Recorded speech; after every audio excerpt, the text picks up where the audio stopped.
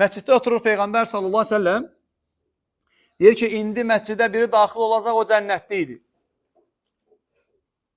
Və onlar gözləyirlər ki, yəqin indi Peyğəmbər sallallahu əleyhi və səlləmin böyük səhabələrindən biri gələcək. Məşhur, məruf səhabələrdən biri. Dağlar boyda əməllər olan səhabələrdən biri. Lakin görürlər ki, elə bir adam gəlir ki, onu doğru düzgün tanımırlar.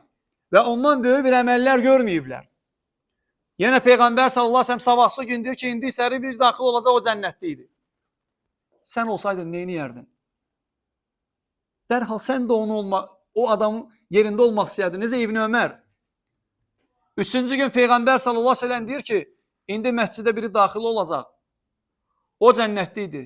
Eyni adam 3 dəfə daxil olur. Və İbn Ömər deyir ki, getdim onunla bir yerdə qaldım. Və qalmağımda da məqsəd hansı əməlin sahibi olduğunu bilmək idi. Və bir neçə gündən sonra mən ona dedim ki, mənim sənin yanında qalmaqda məqsədim Peyğəmbər sallallahu əleyhi və səlləm səni cənnətlə müjdələyib. Sən hansı əməl edirsən ki, səni cənnətlə müjdələyib? O deyir ki, mənim sizin əməllərdən bir fərqli əməlim yoxdur.